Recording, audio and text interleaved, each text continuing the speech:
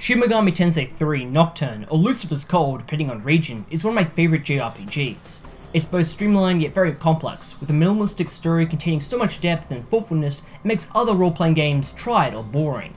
It also greatly contributed to the Shin Megami Tensei franchise itself, and Atlus becoming mainstream with series like Persona. While many will skip Nocturne in favour of the later games, it's a cult classic that deserves your time, patience and commitment to properly appreciate its appeal. My passion for the game begins with one incredible opening. You're in Tokyo meeting up with your two friends, Chika and Izumu, to see your teacher, Takio, at the hospital. After walking around Tokyo a little and meeting the faux journalist Hijiri and hearing about some occult bullshit, you meet up with your friends at the surprisingly vacant hospital. While snooping around, you're confronted and almost killed by the cult leader Hikawa before being saved by your teacher. Atop the hospital's roof, she relates her failings to stop Hikawa and the apparent end of the world, pleading you to find her. Suddenly, the entire world ends in what's called the Inception. Everything you know, every living thing in all of humanity ends in an instant, with only a barren wasteland and what's called the Vortex World. It's an extremely oppressive and striking introduction. There's no hero's quest to save the world, love interest to find, or some evil mastermind. That shit is all gone with the rest of humanity. It's chilling, borderline Lovecraftian stuff, and I love it. Technically, you should be dead too, but an elderly woman and peculiar child who may or may not be Satan bestow upon you a Magatama, the essence of a demon, allowing you to live on as a demi-fiend.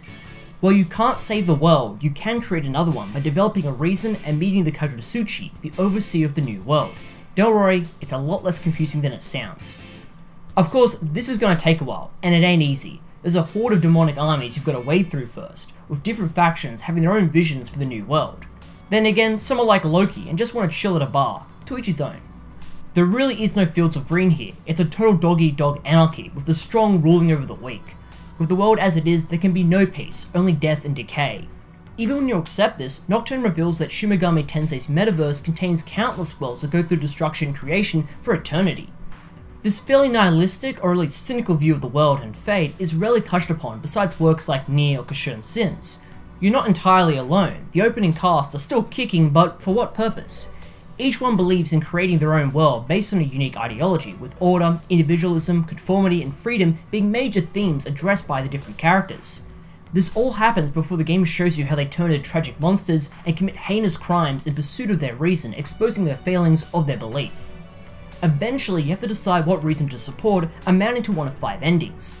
To choose an ending, you have to respond favourably to a character when you interact with them. These exchanges are unfortunately brief, so you may not fully grasp the concepts presented. Moreover, the game has little time to properly characterise anyone.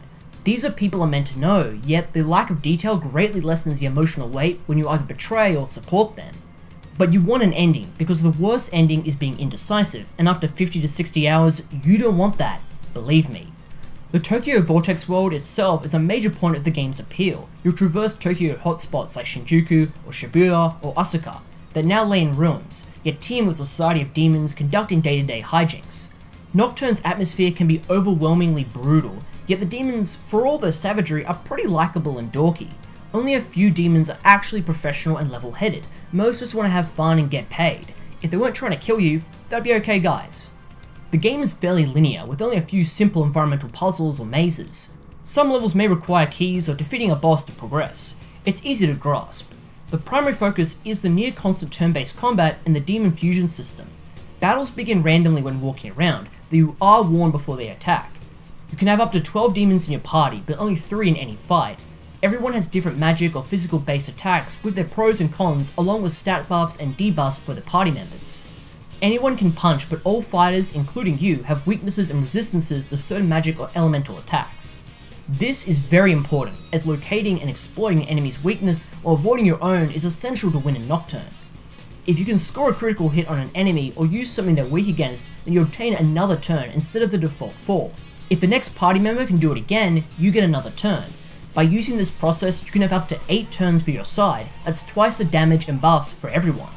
Enemies are often ruthlessly tough and will exploit your weaknesses for extra turns, and you don't want that, so you better strike hard and fast while figuring out what attacks work. This way you can win battles without the enemy ever getting a hit in. Of course, this goes both ways. The enemies can devastate your entire party by racking up extra turns, and this is a good way to die. There's another level of depth to the combat. If anyone misses or the target dodges the attack, they lose the following turn. This can be even more debilitating, as either you or the enemy will miss out on using a party member's abilities, which are more often than not essential for survival. Heavy physical attacks score high critical hits, but are easier to dodge, and you can buff your party to have high evasion and accuracy, but nothing is guaranteed. This risk-reward aspect of the game changes everything. Suddenly, you have to consider each and every move and plan well ahead, because the game is brutal in applying this system and mistakes are not forgiven. The randomness makes fights tense and challenging. Your plans can go awry, or you could be saved by a calculated dice roll. It really changes the course of a fight in a single instant. It's also really frustrating missing, then dying. You will die a lot in Nocturne, through your own fault or bullshit encounters, which don't give you a fucking oh, fuck you. Save points are few and far between, so either backtrack and save often, be ready to replay upwards of an hour of dungeon crawling. Shit. While this can make the game frustrating, the frequency of death fits the theme of the game. The intense heavy metal tracks reinforce the ever-present feeling of doom. The protagonist is the only constant party member. Everyone else is gained either through recruitment or demonic fusion, arguably one of the most defining elements of the current SMT franchise. While in combat, you can negotiate with the enemy to convince them to leave the fight or join you. Successful dialogue is based on a demon's temperament preferring money, items, or philosophical question before joining. Your luck stat, character level, and potential skills play a role in whether or not they join you or rebuff you. Lucky or skilled players can obtain powerful demons for free with dedication and willingness to the system. Oh fuck you. You're gonna take my bead and then piss off? Well fuck this. With the demons you've amassed, you can take them to the Dark Cathedral where you can fuse 2 demons into one, as long as your level allows it. There are hundreds of demons to obtain and countless combinations, as a fused demon will inherit some of its parent skills as well as new ones. Is the fusion system and the ability to pass on abilities amazing? Yes it is, because it's basically Pokemon but with religious figures and icons. It's impressive the game wasn't heavily censored or outright banned. Having the player work alongside Beelzebub should have caused a proper shit show, but as a small release, it got by. You have typical stats you can upgrade to hit harder or dodge better, but your abilities and skills are determined by what Magatama you've equipped. The different Magatama hidden throughout the game offer different attacks, traits, and spells that you can unlock. This means you can invest into being a support member or a physical attacking tank. The issue is that this is largely unexplained and only properly understood far into the game or with a walkthrough listing the Magatama types. This means you may end up with a really shitty endgame character that you can't do anything with, and since you can't store spells you unlock, you're much safer sticking to physical attacks and ignoring all the magic bullshit. Nocturne's difficulty, as well as the enemy's perchance to exploit your weaknesses, means you must develop an effective crew of demons with specialized supportive, offensive, and defensive roles. Covering all the elemental attacks isn't necessary until the Manitou fight, where it becomes absolutely imperative. Scattered throughout the game are 10 fiends of incredible power. All of them are totally optional boss fights, except for the first one, Matador. After a few hours into the game, you're slowly getting comfortable with the frequent bounce of combat and leveling up. Then suddenly, this motherfucker shows up and wrecks your shit. He's a much higher level than you, and unless you have obtained an anti-force elemental demon, you don't stand a goddamn chance. Many players will just give up here, and rightly so. It's really hard. Matador and the rest of the fiends seem almost tacked on in their placement, and that's because they kinda are. The Western release of the game had additional content added, with the infamous inclusion of Dante, leading to many memes that persist years onwards. Dante makes up a couple of cool battles before he joins you, and is totally worth the effort. The largest addition is the expansive extra dungeon of Ulma, with numerous levels that require you to beat fiends before accessing. The tough, EXP-rich enemies helps cut down on needless grinding, which is always a good thing. The deeper you go into the dungeon, the more of Megami Tensei's lore is revealed, with how each universe is connected. This makes it worthwhile plunging to the depths, as there's also various rewards such as unique endings and boss fights, which are easily some of the hardest in the entire franchise. If you want an intense demonic climax, it's absolutely worthwhile. But in general, the game isn't that hard because of the Sukujuka skill. This cheap, early game buff increases your team's evasion and accuracy.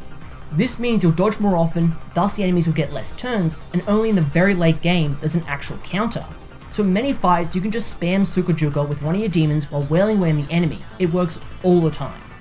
Besides the combat, the level design is arguably the weakest aspect of the game. Artistically it's interesting, but many corners were cut with repetitive textures and rooms and literal emptiness to the environments. There are some interesting puzzles, like when you move through a prison by flipping it upside down by passing numerous barriers. But for the most part, you're going to be witnessing a lot of the same corridors and pathways, and by the 30-hour mark, it starts grinding you down. Reprieve can be found in the soundtrack by Shoji Meguro, one of my favourite video game composers who has worked on basically every game in the series. Nocturne has a strong focus on heavy metal guitars, bass, and distorted vocals which amount to a wonderfully chaotic score. Generally, I love playing games like Nocturne for the same reasons as Drakengard, Lisa the Painful, and Yume Nikki. They're strange, often confusing, but reflective games that present unique settings and ideas and only ask for the player to think on them. Because it's not overly preachy or melodramatic in its subject matter, it avoids being pretentious. It's hard walking away from a game that stirs up so many distinct emotions and feelings and plays similar games in the genre that look so simplistic. How Nocturne explores various philosophies and social concepts in the backdrop of a demonic post-apocalyptic Tokyo is still highly original and engaging. It stands alone as its own self-contained journey with no pandering or sequel hooks, which is such a breath of fresh air. Nocturne will always be a powerful experience that tested my commitment towards games and story, and that to me is a mark of an important game, not just a good one.